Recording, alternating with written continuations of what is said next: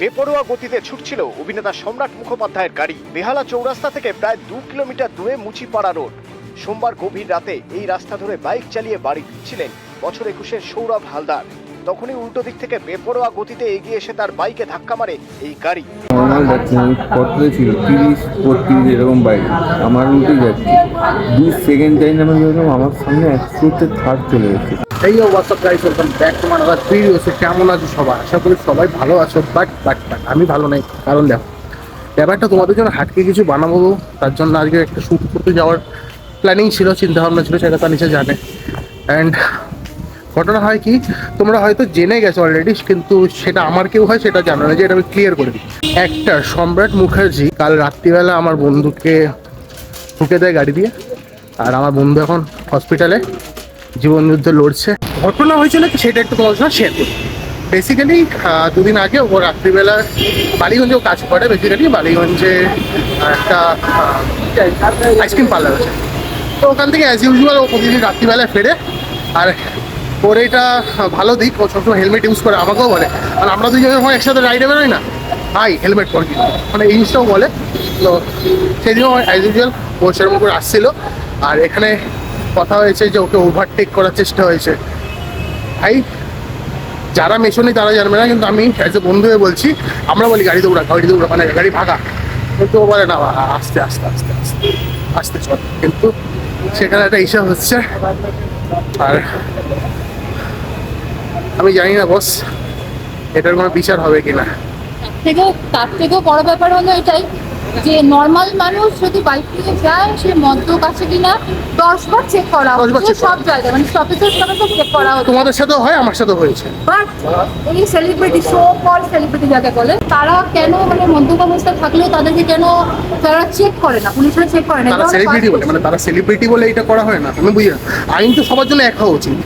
তোমাদের কি মত আমাকে অবশ্যই কমেন্টে জানিও। আমি জানি না এটা বিচার হবে কি হবে না, বাট তোমরা কি চাও, এটার বিচার হোক কি হোক না, এটা আমাকে প্লিজ কমেন্টে জানিও। কারণ দেখো আজকে আমার বন্ধুর এই অবস্থা, কালকে হয়তো তোমার বন্ধুর হতে পারে। সিরিয়াসলি বস, এখন না এই পশ্চিমবঙ্গে বা এই ইন্ডিয়া থাকতে থাকতে না নিজের উপর ঘৃণা হয় যে কোথায় বাস করি আমরা। যে মানুষটা ভুল করছে সে জাস্টিস পেয়ে যাচ্ছে। আমাদের একটা বোন আর্জি করে, মানে সবারই বোন, সবারই দিদি, কারোর না কারোর বন্ধু, সে জাস্টিস পাচ্ছে না। আজকে একজন বড় অ্যাক্টর আমার বন্ধুরা এই অবস্থা করলো, জানি না তার শাস্তি হবে কি। এরকম প্রচুর অ্যাক্টর আছে, দেখতে গেলে নাম বলছি না, বাট তারা লোক মানে মেরে ফেলছে, তারপরেও তারা রাস্তায় ঘুরছে, মুভি করছে, সব হচ্ছে। বাট এইবারও সেই জাস্টিসটা হবে না, জানি না। তো গাইস, এখন অলরেডি আমরা নন্দনের সামনে চলে এসেছি। শিশির মঞ্চ, শিশির মঞ্চ রয়েছে পিছনে। তো আর কিছুক্ষণ পরে হয়তো হসপিটালের মধ্যে আমরা ঢুকবো, সেখানে হয়তো ভিডিও করে অ্যালাউ নেই। তো যাই হোক, তোমাদের পুরো আপডেট দেবো। আর যদি ভিতরে গিয়ে ভিডিও করতে পারি তাহলে ওর অবস্থাটা তোমাদের সঙ্গে অবশ্যই শেয়ার করবো। তো ভিডিওটা দেখতে থাকো, সঙ্গে থাকো, আর কমেন্ট করতে অবশ্যই ভুলো না। চলো একবার হসপিটালে গিয়ে দেখা হচ্ছে।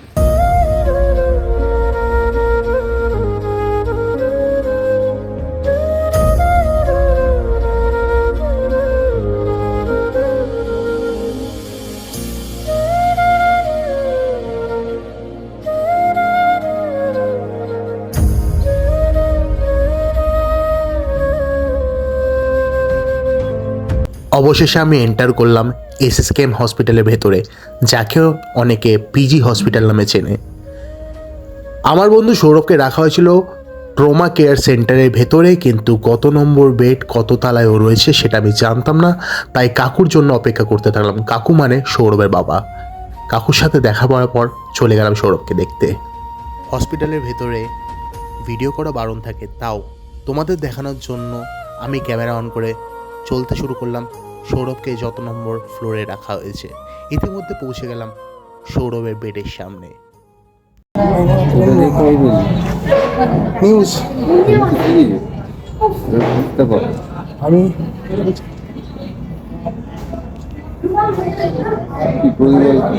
আমার মতো নর্মাল যাচ্ছে, আমি কততে ছিল 30-35 এরকম বাইক, আমার উল্টে যাচ্ছে। 2 সেকেন্ড টাইম আমি বললাম আমার সামনে একশোতে থার্ড চলে গেছে। তো পুরো কীভাবে কি ফ্রন্টে হয়েছে আমার সামনে, আমি রং রুটেও যাইনি, আমি ওভার স্পিডেও ছিলাম না, রিঙ্গও করিনি, কাছ থেকে নর্মাল বাড়ি গেছি। আমার বাইক খারাপ হয়ে গেছিলো, আমি রিকিকে ডেকেছিলাম তুই আমাকে নিয়ে যা। সে আগে আগে যাচ্ছে, আমি পরে পরে যাচ্ছি। রিকি এসে বাইক ঠিক করলো, টিউনিং প্রবলেম হচ্ছিল, ঠিক করলো। রিকি আগে গেল, রিকে জিজ্ঞেস করলো, রিকি বলছে আমার সামনে দিয়ে গেছে। রিকি তো বোঝেনি যে সামাতেই মারবে, সাইড চলে যাবে, ওই পার্কে এই সাইডে চলে গেছে। গাড়ি রেখে গেছে, এটা কি সত্যি কথা? গাড়ি গাড়ি ফেলে নাকি পালিয়েছে ওখান থেকে শুনছি। আমি তো তারপরে হসপিটাল চলে এসেছি, আমরা কিছু শুনিনি। আমি তো অনেক কিছু শুনেছি, মানে লোক এসে বলতে শুনি। আমি এখন না বেরোলে আমি বুঝতে পারছি না। কোমর আমার কি নিয়ে গেছে, আমি হাঁটতে পারছি না, কোমর ভেঙে গেছে। দেখলাম তো আমি এই পরশু দিন থেকে এরকমই শুয়ে আছি, আমি না পারছি ডান দিক, না পারছি বাঁ দিক। পরশু দিন থেকে ভাব এখন কাশি পাচ্ছি এখানে তো এখানে স্যালাইন দিচ্ছি, ব্লাড দিচ্ছে, ইঞ্জেকশন দিচ্ছে, ব্যথা এক্সরে সবই করেছে যেরকম। ওই টাইমটুকু তো ব্যথা কম লাগে, হ্যাঁ, তারপরে আবার কোনো কিছু এটা শেষ করতে হবে। এটা একইভাবে আমি শুয়ে আছি 3 দিন ধরে। না উঠে বাড়ি যাবো, না কিছু হচ্ছে, কি করছে সুস্থ হয়ে উঠি তো হয়ে যাবে, কিন্তু অসুস্থ করে ছাড়বো ভাই। ওটা দেখ। ও বারবার আমাকে একটা কথাই বলছিল, ওটা দেখ ওটা দেখ, মানে হচ্ছে সম্রাট মুখার্জির যেন শাস্তি হয়, ও যেন ন্যায় পায়। বন্ধু আমার জন্য এটা করতে পারবি না, এটাই বলছিল। ওর এই অবস্থা দেখে সত্যি চোখে জল ধরে রাখতে পারছিলাম না। তাও ওকে ডিমোটিভেট করবো না বলে ওর সামনে কাঁদতেও পারছিলাম না। আমি ওকে বললাম তোকে দেখার জন্য তোর বাড়ির লোক ওয়েট করছে, এই বলে ওখান থেকে আমি বেরিয়ে আসলাম। সত্যি খুব খারাপ লাগছিল ওকে দেখতে। সো গাইস, দেখতেই পারলে আমার বন্ধু সৌরভের কি অবস্থা, ঠিক আছে? আর কিছু এমন হয় না, মানে আমি পুরো মানে দেখো ভিতরে এমনি রেকর্ড করা এলাও নেই, তাও আমি দেখাতে গেছি যে আমার বন্ধুর অবস্থাটা কেমন। সারা কলকাতা জুড়ে কিন্তু আমাদের বোন, সবার বোন সঙ্গীতাকে নিয়ে এত ভাবনা চিন্তা করছে, সেখানে আমিও প্রতিবাদ জানাই যে সে জাস্টিস পাক, কিন্তু আজ মনে হয় না। আমরা কলকাতাকে সিটি অফ জয় বলি। সিটি অফ জয় বলি কেন আমার এখন সেম হয়, লাইক সিরিয়াসলি, যেখানে দিনের রাতে মেয়েদের কোনো মানে স্বাধীনতা নেই। একটা মেয়ে যদি শাড়ি পরে বেরো, সেটাতেও যেরকম বাজে কুদৃষ্টি পড়ে, সেরকম একটা মেয়ে শর্ট ড্রেস পরে বেরোলেও একটা কুদৃষ্টি পড়ে। তো ভাই ফারাকটা কোথায় আছে, আমাকে একটু বোঝাও। আর সেকেন্ড থিং হলো, এই যে ছোটো ছোটো ব্যাপারগুলো, অ্যাক্সিডেন্ট হচ্ছে, হেন হচ্ছে, এগুলো কোনো জাস্টিস হচ্ছে না। মানে যেরকম মেয়েরাও মানে স্বাধীন নয়, সেরকম কিন্তু দেখতে গেলে ছেলেরাও স্বাধীন নয়। ছেলেদেরও এই জিনিসগুলো হচ্ছে, ওগুলো টাকা দিয়ে ধামাচাপা দেওয়া হচ্ছে। তো এগুলো চাই আমরা আমাদের মতো করে একটু তুলে ধরতে চাইছি। তোমরাও তোমাদের বন্ধুদের সাথে বা ফ্যামিলির লোকদের সাথে, যাদের সাথে হচ্ছে, তোমরাও প্রোটেস্ট করো, তোমরাও এগিয়ে আসো। তবে মানে আমরা যেরকম রাত্রিবেলা করে এখন আমরা মিছিলে বেরোচ্ছি এই আমাদের দিদিটার জন্যে, সেরকম এইগুলোর প্রতিও করা উচিত। বাস আমি একটা কথা বলবো বস, যে আমরা না বোবা মানুষ। অনেকে বলে যে বোকা বাক্স মানে টিভি, আর বোবা মানুষ মানে বাঙালি। আমরা সত্যি বোবা আছি এখন, জানো তো। আমরা মুখের উপর কিছু বলি না, আর না বলতে বলতে অনেকে ভাবে এরা প্রতিবাদী না, কোনো দিন প্রোটেস্ট করতে পারবে না, এদের সৎ সাহস নেই। সবার কাছে একটা রিকোয়েস্ট করবো বস, আমি বঙ্গমুন্ডের ছোটোখাটো একটা ইউটিউব কন্টেন্ট ক্রিয়েটার। এই ভিডিওটা তোমরা ফেসবুকে, ইউটিউবে পোস্ট করতে পারো, আমি কোনো কপিরাইট দেবো না। এইটা আমি সবাইকে বলছি, এটা রিকোয়েস্ট না, এটা বলতে পারো একটা ছোট ভাইয়ের, একটা বন্ধুর দাবি। তোমরা এই ভিডিওটাকে ইউজ করে সব জায়গায় ছড়াতে পারো। দেখো ছোটো চ্যানেল তো বেশি জায়গায় হয়তো শেয়ার হবে, আমি জানতাম এটাই হয়। কোনো একটা বড় ক্রিয়েটার, কোনো একটা বড় কোনো মানুষ, তাদের ভিডিও কিন্তু যত শেয়ার হয়, ছোটো কন্টেন্ট ক্রিয়েটারের ভিডিও অত শেয়ার হয় না। তাই বলবো, যারা যারা রাইট নাও আমার ভিডিও দেখছো, যারা আমার শুভাকাঙ্ক্ষী, যারা আমাকে মানে ভালোবাসো, তারা একটু শেয়ার করে ভিডিওটা ডাউনলোড করে তোমরা তোমাদের পেজে সারতে পারো। আমি কাউকে কোনো কপিরাইট দেবো।